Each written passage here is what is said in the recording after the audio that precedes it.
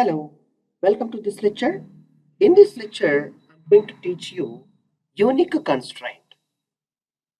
In this lecture, you will know what is unique constraint, what is the purpose we are going to implementing in our database column for this unique constraint, and we have a primary key, which is the key is not allowing any like a duplicate data.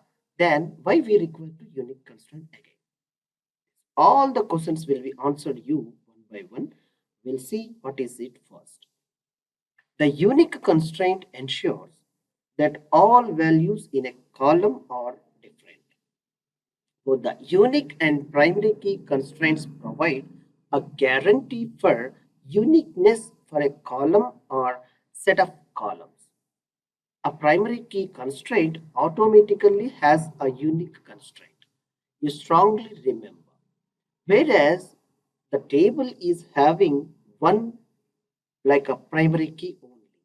That particular column only it can be considered or group of columns can be considered. If more than that the columns, if we want to follow and maintain other than primary key columns to be in unique to avoid and make it as an like a duplicate data to be avoided to insert in this particular column. How it can be possible? It's very pretty easy. Like applying unique constraint for that column, we can ensure that to automatically stop to insert the duplicate data into that particular column of the row data. It's very clear. I hope this about the unique key constraint. Now let's see by creating a unique key how to add a unique key to a particular column in our database table. We'll see for this real-time example over here. For this, I have a created like a prepared SQL query script for you to easiest way to understand how we are going to be inserting a data with a duplicate key, how the unique key is stopping, and how it is throwing a proper message to us. And it is says that yes, this key, which is the value of this data in this particular column, is already available. We'll see how it is. Before ensuring, we are creating a database table called users with the parameters of ID, first name, last name, and email address.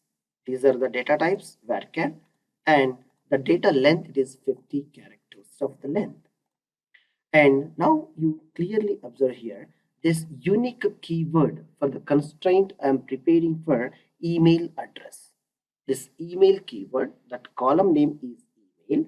I am applying for a unique constraint, the identity for this particular column only. Okay, let's create the table and try to insert two or more records where it is a unique key is identifyingly the constraint is stopping to inserting the duplicate values or not. We'll check. Let's check here and execute the statement. Yes, the command is successfully completed. Means this table is created in our database. Now let's see here. Refresh the tables. Once you refresh the tables, you will see the table it is created on Object Explorer. Yes, this is the table. This is the table name is users. Now you see here and expand the table. You will identify these are the four columns.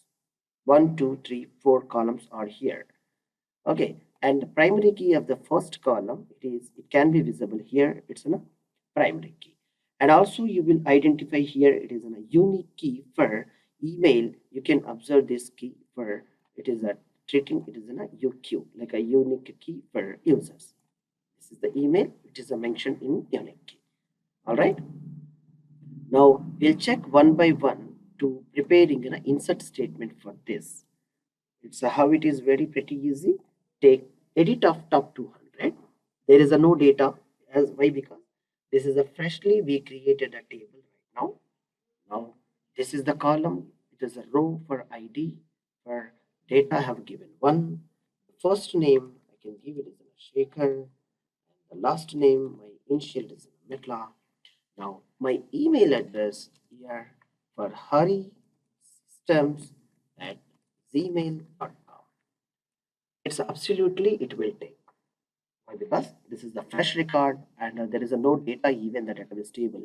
The data of the record, however it may be, the email will be taken care. Now the second record I'm going to insert here, John Perry. See the email ID we have submitted here for unique constraint. For this email ID, I'm specifying the earlier record what I have given for harisystems at gmail.com. Now, if I press the enter to insert a record, what happens? Yes, something, a spelling mistake is there for either statements. Yes, I'm removing this. And here, some spelling typo mistake is there. Hari systems at gmail.com. Now let's see here. Again, I'm entering my email ID. Hari, that's why yes, GMS at gmail.com. Let's say if I enter the same email ID for John Perry also, when I'm trying to registering my registration using the John for harisystems at gmail.com for John Perry, what it is saying, no row was updated. The data in row 2 was not committed. Error source is in a .NET SQL client data provider will throw you an error message. The source from it comes from there. And the error message violation of unique key constraint. Cannot insert a duplicate key in object dbo.users table. The duplicate key value is for harisystems at gmail.com. The statement has been terminated.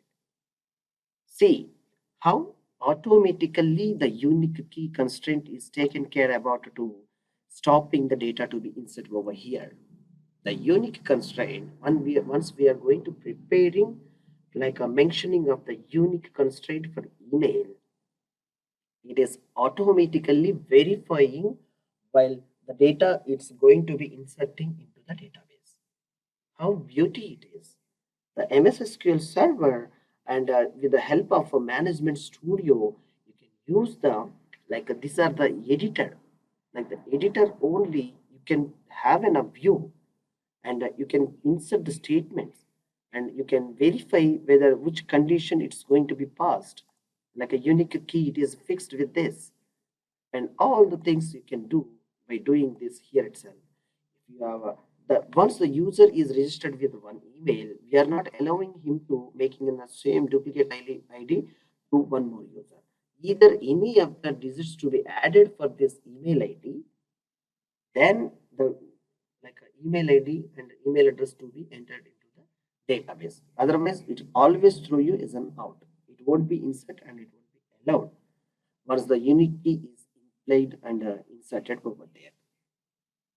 The same thing, one more time, I would like to tell you what I say, like a unique constraint. The constraint ensures that all the values in a column are different. Must be it's unique. Both the unique and primary key constraints provide a guarantee for uniqueness. For a column or set of columns, a primary key constraint automatically has a unique constraint. Strongly remember, once we set as a unique constraint for a column, it won't allow you to insert a duplicate data row or duplicate data into that particular column, so the record won't be inserted over there.